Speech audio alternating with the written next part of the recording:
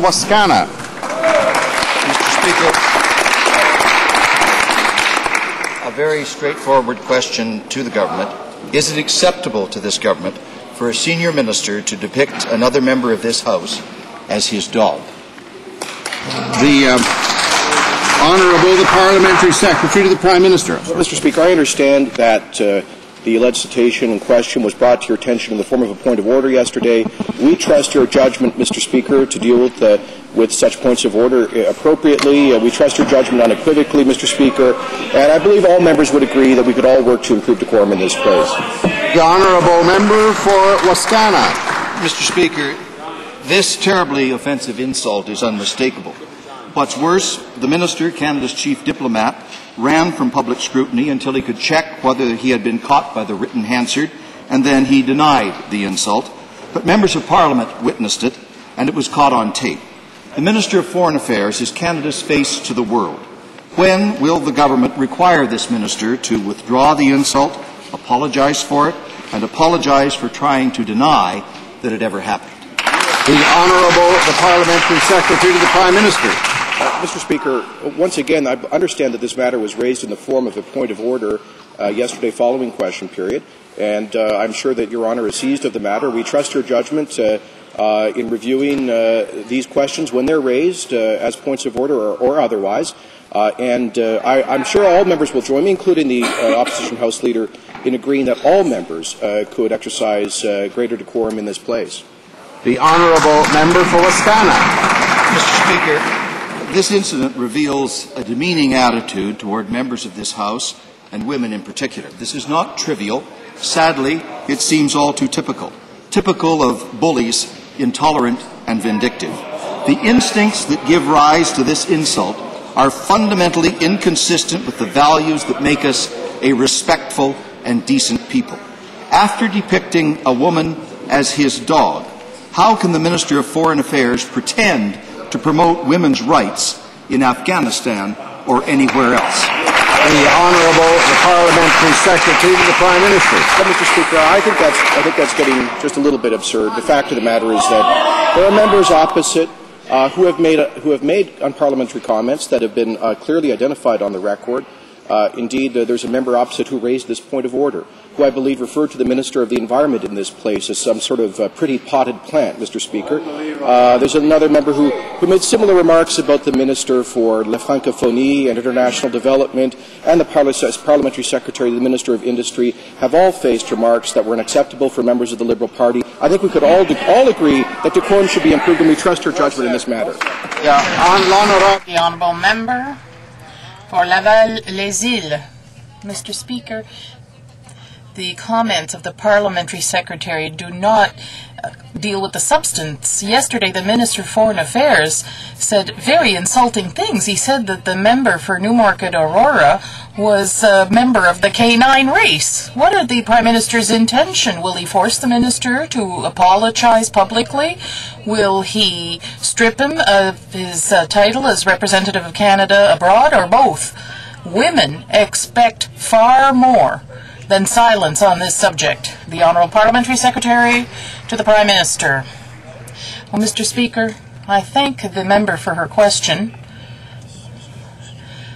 I'd like to remind the House that this was raised yesterday as a point of order.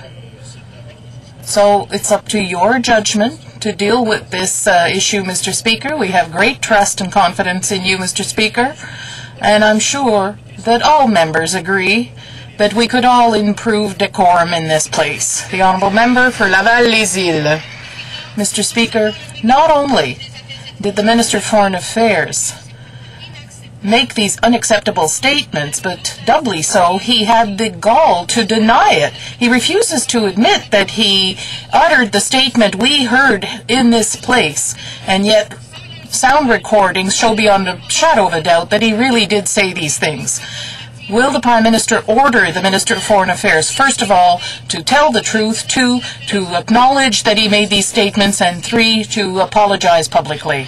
The Honourable Parliamentary Secretary to the Prime Minister. Thank you, Mr. Speaker. Once again, I believe this issue was raised as a point of order. Therefore, we trust your judgment on this. I'd like to remind this member that there have been many incidents among opposition ranks who made unacceptable statements in the past. So one member of the opposition said about the parliamentary secretary to the Minister of International Trade that, and I quote, "Maybe she's pretty when she blushes, but she was blushing with shame." The honourable member for Rivière-du-Nord. Mr. Speaker, the bill tabled yesterday confirms beyond any doubt that the government has decided to kill the Kyoto Protocol once and for all. In doing so, it's showing its true colors. It's helping its friends, the oil industry, who can continue to pollute, as penalizes Quebec that wants to achieve Kyoto objectives by refusing the $320 million in new money that it needs. How can a government that says that it's concerned by the environment justify such an attitude? Its plan is just a made-to-measure gift to its friend, the oil industry. The Honourable Parliamentary Secretary to the Prime Minister. Mr. Speaker, the member is wrong, Mr. Speaker. That is not correct, because this government took historic steps yesterday. For the first time, we've put forth regulations and a bill to reduce greenhouse gas emissions and pollutants in our environment. We didn't do anything to protect any particular industry. There are regulations that will affect all industries, because this is a global problem, and it's a global solution as well. The honourable member for Rivière-du-Nord. Mr. Speaker, let's talk about historic measures. 2050? That's quite something. This bill shows once again the deep gap between this government's approach and Quebec's approach to the environment. Minister Béchard in Quebec said he was surprised and disappointed. He deems this plan completely unacceptable. How can the government explain that on the one hand it is rewarding polluters, that is major oil companies, by giving them considerable tax advantages, whereas on the other hand it punishes Quebec, which wants to go ahead with Kyoto targets and needs $328 million to do so? The Honourable Parliamentary Secretary to the Prime Minister. Mr. Speaker, the Bloc Québécois MPs continue to claim that there are subsidies somehow for the oil industry, but I'd like to see proof of such subsidies in this government's budget, a budget that was supported by the Bloc Québécois. Because, Mr. Speaker, we didn't give any advantage to the oil industry. Among the measures announced yesterday by the Minister of the Environment, the oil industry will be affected, as will all other industries, by our environmental regulations. The honourable member for Rosemont-la-Petite-Patrie. Mr. Speaker, the member knows full well that the oil industry benefits from great tax advantages here in Canada. Quebec came out resolutely in favor of Kyoto and does not agree with this window of 2050 instead of 2012. Minister Béchard said it yesterday. It's not only the Quebec government that will not accept a no from Ottawa, it's all Quebecers who stand behind Kyoto objectives. How can the government be so disconnected from reality by adopting as its only target at something that's that far away, 2050? The Honourable Minister of the Environment. As the honourable member knows, we've put in place a target of up to 65% reduction, absolute emissions reduction by 2050, and we're also going to be negotiating over the next 4 months with every province and territory and industry sector for short-term targets to be put in place by spring. Mr. Speaker, the difference is that we have given our word to the provinces and territories, including Quebec, and every industry sector that we will set those targets with them, not arbitrarily like the former government set without any economic analysis or any environmental analysis. We'll do it together. The honourable member for Rosemont-la-Petite-Patrie. Mr. Speaker, the situation is absurd. Quebec has made efforts that produced concrete results to reduce greenhouse gas emissions, and instead of being rewarded, the government is turning its back on Quebec. How can the federal government allow the major oil companies to continue to pollute gratuitously and turn a deaf ear to the statements by Minister Béchard, who says that Ottawa's abandonment of Kyoto makes Quebec lose important economic advantages? The Honourable Minister of the Environment. Speaker, we're very proud of the work that we do with the Government of Quebec on this file. The Government of Quebec has introduced a very good environmental plan. It's not in law yet, Mr. Speaker, and clearly yesterday we introduced a piece of legislation that will have repercussions on every industry sector, every province and every territory across this country, including Quebec. So we look forward to working with the Government of Quebec to make sure that there isn't any duplication in terms of the legislation that they hope to bring in one day on the environment, and I look forward to my continued work with Quebec. The Honourable Member for Toronto Danforth. Yesterday's announcement, hot air announcement is what it really amounts to, answers the question, who was the government listening to in preparing this so-called plan? And my question is for the Minister of Environment, because clearly she was not listening to Canadians. Canadians wanted Kyoto respected, and now it's been torn up and thrown on the floor. They were obviously listening to the oil and gas companies because they've decided to continue their accelerated capital cost allowances to this industry as a special deal. Scientists, on the other hand, say we should limit climate change temperature rise to 2 degrees. Will their plan meet that goal or not? The Honourable, the Parliamentary Secretary to the Prime Minister. Well, Mr. Speaker, I'm afraid that not even the Government of Canada can guarantee what the weather is going to be, the temperature tomorrow or a week from now. But what we can guarantee is that we are keeping an election promise to introduce a Clean Air Act with teeth that will protect the health of Canadians, an act, by the way, which the NDP demanded during the last election. And we're pleased to see the support for the environmental plan announced yesterday from the head of the Canadian Medical Association, who said, quote, by recognizing and targeting the role clean air has in ensuring good health, the government appears to be on the right track. Honourable Member for Toronto Danforth. Like all other Canadians, we asked for a real piece of legislation to improve air quality, Mr. Speaker. And what we have now before us is not a genuine piece of legislation that can protect Canadians. The scientific evidence indicates that an increase in 2 degrees Celsius can produce an ecological catastrophe worldwide. Can this government's plan avoid that increase in temperature or not? Yes or no? The Honourable Parliamentary Secretary to the Prime Minister. Mr. Speaker, it seems that the leader of the NDP has some idea that it's up to the Government of Canada to control temperatures worldwide. Well, Mr. Speaker, I think that indicates a lack of scientific knowledge on his side, but this government takes seriously our responsibilities and commitments to improve the environment, and that's why we proposed a bill yesterday on air quality for the first time in Canada. Ottawa South. Mr. Speaker, yesterday in this House, the Minister of Foreign Affairs insulted the office he holds and confirmed Canadians' reservations about his suitability as our face to the world. The Minister's role as Canada's top diplomat requires him to exercise a little diplomacy. This government pretends to champion Canada's role on the world stage, but it seems that decidedly undiplomatic behaviour is just fine, as long as it's coming from a senior minister. How can Canadians trust the minister to bite his tongue when snide little smears cross his mind at the UN, at NATO, or at other vital international meetings? The Honourable, the Parliamentary Secretary to the Prime Minister. Thank you. I thank the member for his question, Mr. Speaker.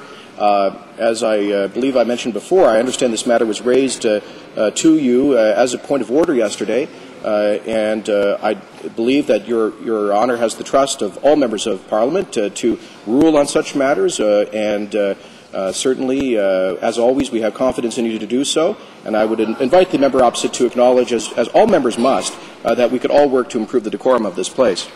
The Honourable Member for Ottawa South. Mr. Speaker, the bottom line is that the minister in question is Canada's face to the world.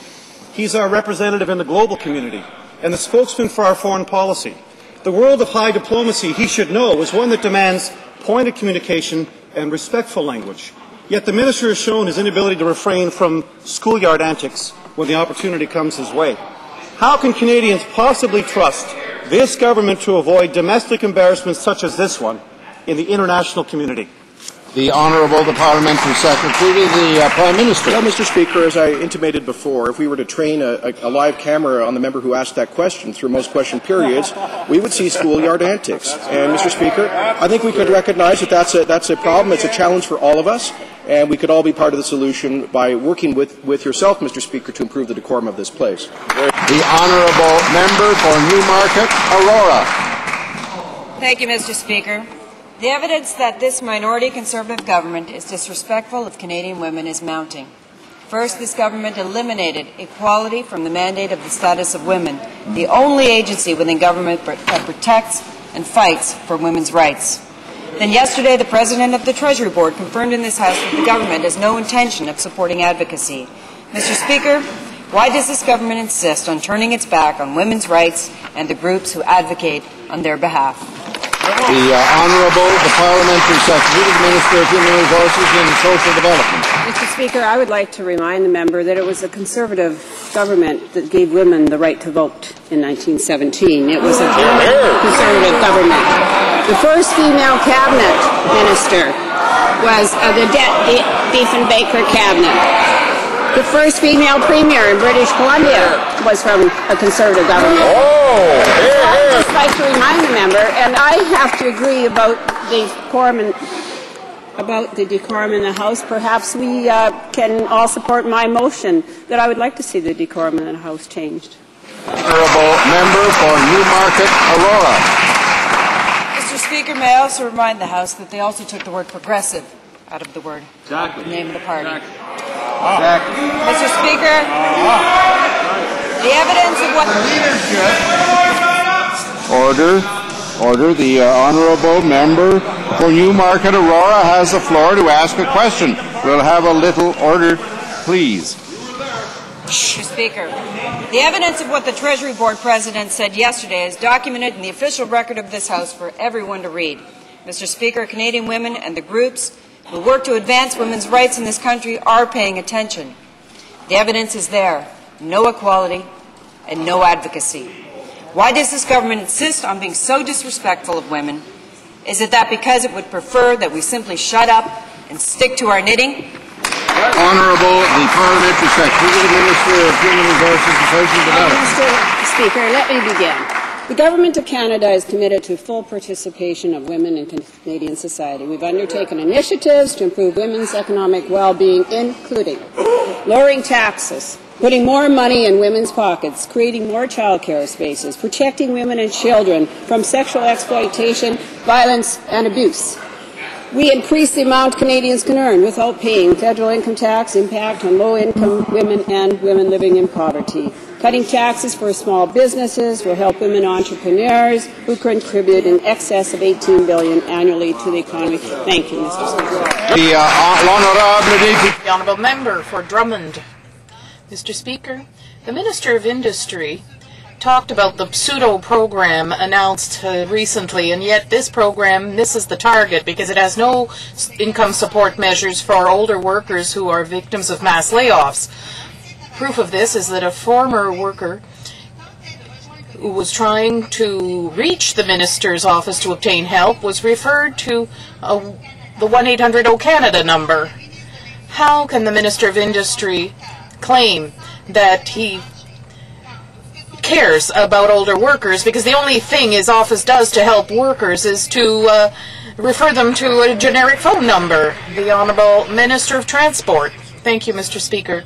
Of course, my honourable colleague forgets to mention that this program we put in place is one that provides very concrete measures, particularly for workers in industry, especially older workers, those between 55 and 64. These people will be able to benefit from government assistance under that program, a program which, and let me mention this again, extends to all of Canada, and this is an essential one for our regions and our affected communities. The Honourable Member for Drummond. Mr. Speaker, the presumed Older Workers Assistance Program announced this week receives so little support that the Minister of Industry had to distort Claudette Carbonneau's statement. She's the president of the CSN, in order to try and sell his program. She officially filed a complaint with a letter to the minister. Rather than trying to justify his program by distorting other people's statements, shouldn't the minister do better to deploy his energy to produce a real income support system for older workers? The Honourable Minister of Transport. I'm always surprised, Mr. Speaker, by the statements made by the Bloc Québécois, particularly when they say the presumed program, the alleged program that was announced this week. It's not presumed, it was announced this week. These are facts. What does the Chamber of Commerce have to say about this? Between the Conseil du Patronat says, between getting a fish and learning to fish, the choice is clear. We have to help workers who are affected in getting retraining to other sectors and do so as quickly as possible. That's what employers want, and that's what we are going to give them. The Honourable Member for Beauharnois-Salaberry. Mr. Speaker, the supposed assistance program from this government sets aside a very large number of workers, especially those in the textile and clothing industry, that are located in the wrong regions. If the government claims to want to help older workers, people in the textile industry, such as those in Huntington, why didn't it negotiate safeguard measures, as was the case in the United States and the European Union? The Honourable Minister of Transport. Well, once again, Mr. Speaker, one has to realize that the honourable members of the Bloc Québécois seem to forget that there is a problem in Quebec and Canada. We did respond to that. I do invite the member to come to my riding of Pontiac, a riding where indeed the forestry industry is a victim not only of difficulties caused by the global economy, but also because of its heritage from the Liberal government. They didn't have much left. But I invite my colleague to come and explain why the people in my riding shouldn't get that money. The Honourable Member for Shefford. Mr. Speaker, they don't even know what they're negotiating, and we keep losing jobs. Recently, the head negotiator from the Department of International Trade appeared before the Industry Committee and presented a study of the impact on the auto industry under the Free Trade Agreement negotiated by the Government of Canada and Korea. Mr. Burney pointed out that no assessment had been made of the effects of such an agreement on other industrial sectors. How can the Minister of International Trade negotiate an international agreement? The Honourable Parliamentary Secretary. Thank the Honourable Member for his question and remind him that we are, of course, in negotiations with Korea on a free trade agreement, but we are nowhere near any finalization, and if we do, he can trust us that we will ensure that our auto industry will in fact will continue to be consulted as they have along. That's right. The Honourable Member for Kitchener Centre. Speaker, the government members never hesitate to quote headlines when they think it will help them. Funny, we haven't heard much of that today. Let me give the government some of their reviews. Critics blast Ottawa's shameful Green Plan, the Globe and Mail. Shameful delays in the Clean Air Act, Toronto Star. Proposed legislation just smog and mirrors, Vancouver Sun. Quebec surprised and disappointed by Federal Environmental Plan, NTR. Why has the government completely failed Canadians on the environment? Honourable the Minister of the Environment. Well, Mr. Speaker, I'm proud to say this government doesn't govern on headlines. Let me talk to you about the content of our Clean Air Bill. This will be the first time in Canadian history that the Government of Canada will actually regulate every industry sector across this country for air pollution and greenhouse gases. We set national air quality health objectives. It'll be the first time that we regulate the auto sector for fuel efficiency standards. It'll be the first time that we'll be accountable to Canadians through an annual report on air quality and accountable to regulate products that create emissions such as wood stoves that pollute our environment. I'd like to ask the Honourable Member, the Honourable Member for Kitchener Centre. Thank you, Mr. Speaker, there seems to be an emerging pattern by this government that they make things up when they don't feel that their legislation can stand the test of time. Yesterday, the parliamentary secretary showed that he didn't know the facts when he didn't let facts get in the way of his slanderous campaign against Liberals. Despite the fact that he knew that the Conservative plan has a base year that's 13 years out of date, he proceeded to slander all Liberals. Will the parliamentary secretary once again retract his remarks and once again apologize to this House for misleading it? The Honourable, the Minister of the Environment. Thank you, Mr. Speaker. Mr. Speaker, it's too bad that this member is against clean air for Canadians, because what Canadians want to hear is what the Executive Director of the Clean Air Foundation said, which was, "I'm pleased that the Clean Air Act will permit for the first time the regulation of products and appliances that have significant impacts on indoor and outdoor air quality." How about what the Canadian Medical Association said, Mr. Speaker? The government appears to be on the right track by recognizing and targeting the role of clean air to ensure good health. Or how about the Canadian Renewable Fuels Association that said this is a vital step towards fulfilling our commitment to renewable content? The Honourable Member for Oakville. Thank you, Mr. Speaker. Yesterday, the Environment Minister again misled Canadians, as she has done regularly with absurd statistics she makes up to discredit Canada's ability to meet Kyoto targets. But this time it was off to fantasy land when she said that the Conservatives' costly and ineffective transit credit has taken 56,000 cars off the road every day. Mr. Speaker, even those who track these kinds of statistics are scratching their heads today. Can the Minister point to a single authority that backs up this outrageous claim? Honourable, the Minister of the Environment. Thank you, Mr. Speaker. I have here the statistics used by my department experts in my department based on the Canadian Urban Transit Association estimates based on taking 1.6 billion urban transit rides a year. It's very complicated. It's related to megatons, tons of GHGs per car ride. The reason that we asked the department to put it into terminology that Canadians could understand, which is taking cars off the road, is because it is a difficult thing to communicate when you're talking about megatons, but this is accurate. I'd be happy to table it and share it with the Honourable Member. Honourable Member for Oakville. Mr. Speaker, the Urban Transit Association has denied having anything to do with that particular claim, so it shows the Minister continues to make things up. First, it was her false claim that the transit tax credit will reduce greenhouse gases, despite contrary opinions she received from her own department. Then it was the bogus accusation that the previous government spent $100 million on carbon credits. Will the Minister stop making baseless claims in areas of her portfolio?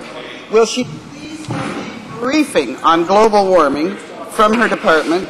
And will she finally get serious about global warming, like all Canadians, and bring forward the Honourable, the Minister of the Environment. Again, Mr. Speaker, I'd be happy to share this detailed information with the Honourable Member, and it is based on the statistics that are used by the Canadian Urban Transit Association.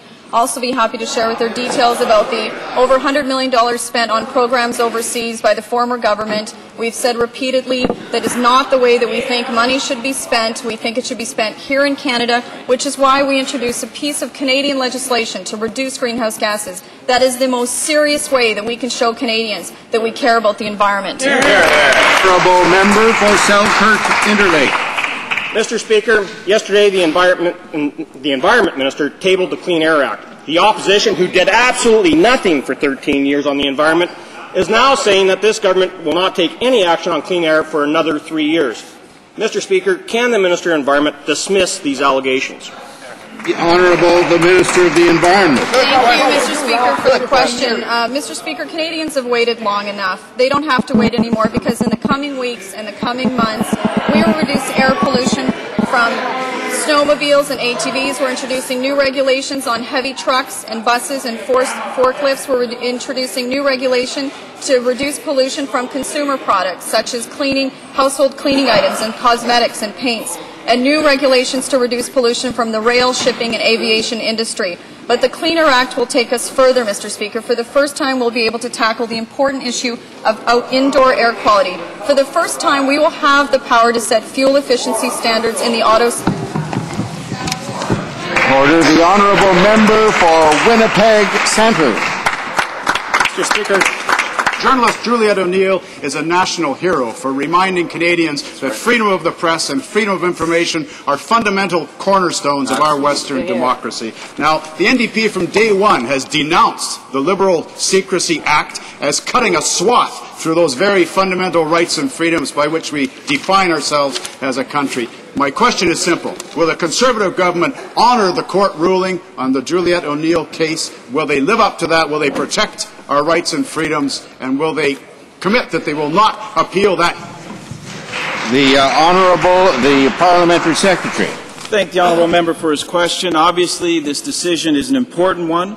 One of the options that this government has further court proceedings. It would be inappropriate for us to comment on at this time in light of that option. Honourable member for Winnipeg Centre. Well, Mr. Speaker, the NDP has been all alone right from day one saying that our fundamental rights and freedoms have been jeopardized by this Liberal Secrecy Act.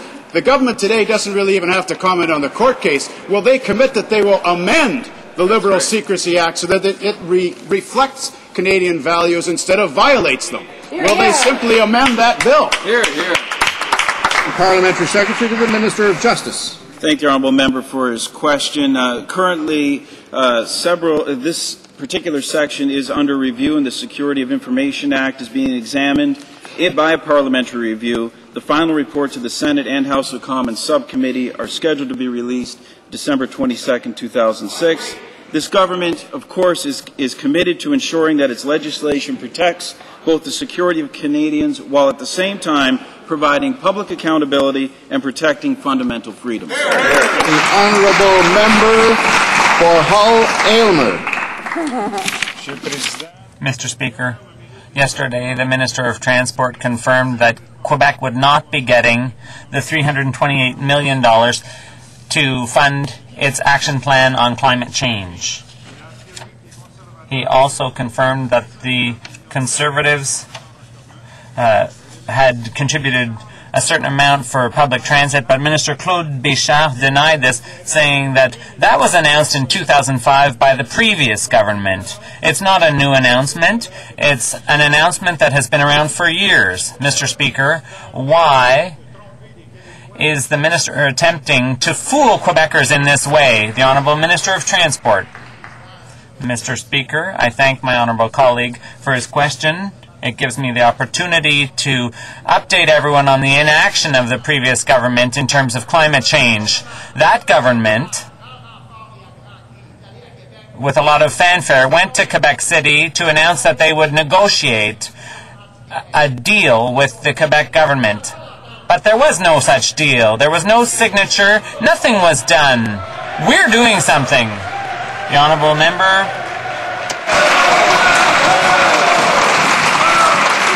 The honourable member for Hull-Aylmer. Mr. Speaker, on May 25th, the Soleil reported that after a meeting with his provincial counterpart, the environment minister said she was willing to spend money on Quebec's action plan for climate change in Quebec. Yesterday, the transport minister, lieutenant for Quebec, denied or reneged on the minister's comments. Why doesn't the environment minister keep her promise to Quebecers? The Honourable Minister of the Environment.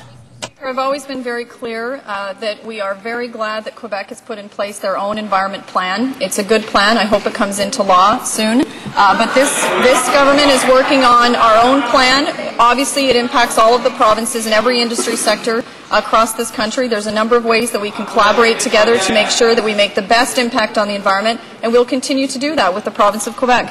Honourable member for Don Valley West. Mr. Speaker, that plan is the Quebec Kyoto Plan.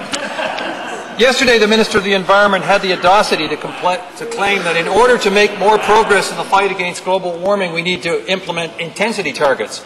But, Mr. Speaker, intensity isn't the issue. This government is trying to make it appear that they are taking new action. The Minister fails to mention that thanks to the former Liberal government, Canada's greenhouse gas intensity is already 13% below 1990 levels. Will the Minister of the Environment admit that intensity isn't the problem and that she's just trying to find a clever way to avoid real action until we're all dead. The Honourable, the Minister of the Environment. Thank you, Mr. Speaker. As I've said repeatedly, this government is committed to putting in place short-term targets by spring with every industry sector across this country, every province and territory. But the difference is, Mr. Speaker, we're going to do it together. We're not going to impose an arbitrarily picked target out of thin air like the Liberals did and leave us in a mess so we can't even make progress on the environment. We're going to collaborate with the provinces and territories in a transparent way, work together with industry, and put in place reachable, achievable, workable targets. The Honourable Member for Don Valley West. Mr. Speaker, numbers don't lie. During the former Liberal government's time in office, greenhouse gas emissions in Canada dropped 9 of the last 11 years and is now 13% below 1990 levels. Intensity isn't the problem. Real, actual greenhouse gas reductions are.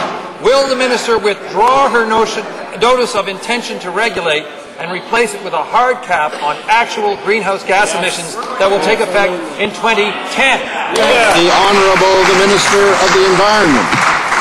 Mr. Speaker, as the Honourable Member full well knows, out of the 4 plans that were shelved, the last 2 plans that were shelved by the Liberal government were intensity-based short-term targets. As he also knows, it's not technologically feasible to make absolute reductions right now. What we're going to do is put in place intensity targets in the short term to lead up to ensuring that we have the technology in place to make absolute reductions as soon as possible. The Honourable Member for Argenteuil-Papineau-Mirabel. Mr. Speaker, the evidence is in. Safety measures at the Montreal airport are deficient. Instead of dealing with the problem, the authorities are intimidating journalists and preventing employees from reporting on the problem. What does the Minister of Transport intend to do to correct the shortcomings in security rather than going after those who report them? The Honourable Transport Minister.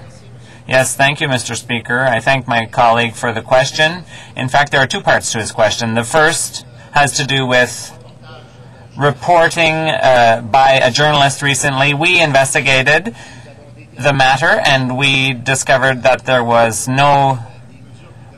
no grounds to take steps against the media, and we also found that some allegations that were made in that story were baseless. Secondly, with respect to the Port of Montreal, that's an internal management matter. The Honourable Member for Argenteuil. Mr. Speaker, the government promised to protect whistleblowers.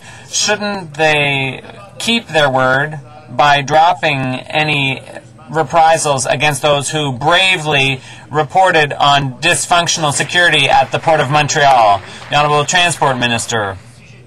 If I understood the question correctly, he's talking about the Montreal airport. Nothing is going to be done. No action will be taken against the people who reported on those issues. Cancel. Excellent. Mr. Speaker, in recent weeks, tensions have been growing between the Chapel Island First Nations Band and the Richmond County Fishermen's Association in my riding.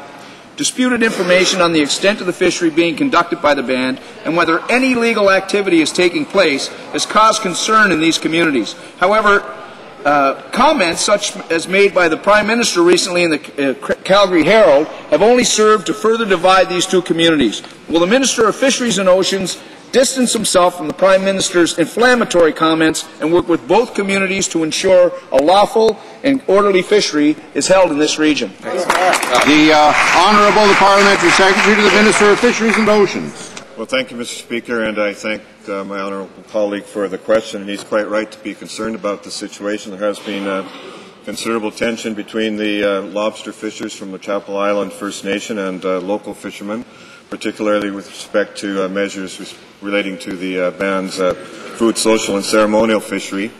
An agreement was reached last weekend with First Nation leadership. The band council then voted to reject that agreement, and so now talks are ongoing to reach a consensus, and I just want to assure the member that we're monitoring the situation very closely. and will continue to. The honourable member for St. Catharines. Thank you, Mr. Speaker. Yesterday, our government tabled the Clean Air Act, which demonstrates our commitment to cleaning up the air we breathe for the health of all Canadians. Part of that act, Mr. Speaker, includes the development of a new national air quality health index. Can the Minister of Health please tell the House what public reaction he has received on this new bill? The Minister of Health. Thank the honourable member for the very pertinent question. And of course, Mr. Speaker, one of the most obvious factors in determining health is the environment, and our government is the first government at the federal level to recognize this, Mr. Speaker. And in fact, the Canadian Medical Association said yesterday, and I quote, "The government appears to be on the right track. That clean air could prove to be a significant first step in improving the health of Canadians." Also, the environmental group Health Indoors Partnership, its founder, has called this a landmark decision, a very positive development, Mr. Speaker. We are moving forward simply beyond lip service to the notion of addressing finally the determinants of health, Mr. Speaker, instead of the legacy of 13 years of inaction. The honourable member for Winnipeg North. Mr. Speaker, yesterday in the House of Commons, the Minister of Foreign Affairs demonstrated yet again a side of himself that is sexist and demeaning. And, Mr. Speaker, I thought we were finally at a place in this House where women were no longer demeaned. You know, maybe we now know the answer to why this government is so determined to cut back on the Status of Women Department. Today we ask this government, will it tell the Minister of Foreign Affairs that he should stick to his knitting and apologize to Canadian women? The Honourable, the Parliamentary Secretary to the Prime Minister. Well, thank you, Mr. Speaker. I believe this matter is before you in the form of a point of order, and I'm sure that the member who posed the question will share with me our confidence in your capacity to deal with these matters before the House, and also a general will amongst members to improve decorum here. Since she's expressed concern about this alleged matter, I look forward to her next question regarding the member of Barossa having referred to the Minister of the Environment as a pretty plant, and demand his apologies as they have not yet been forthcoming. Honourable member for Winnipeg North. Let's deal with the Minister of Foreign Affairs, who's allowed to bark and bite all he wants, and no one from the government side is willing to tell him to put a muzzle on it. For decades and decades in this House of Commons, there's been a rough ride for female parliamentarians. We owe a lot to the founding mothers of this place, Agnes MacPhail, Gladys Strum, Ellen Fairclough, Flora MacDonald, and many, many others. The Minister demeans the service of these women, and indeed the whole House. Will no one in the Conservative government condemn these sexist actions? Honourable, the Parliamentary Secretary to the Prime Minister.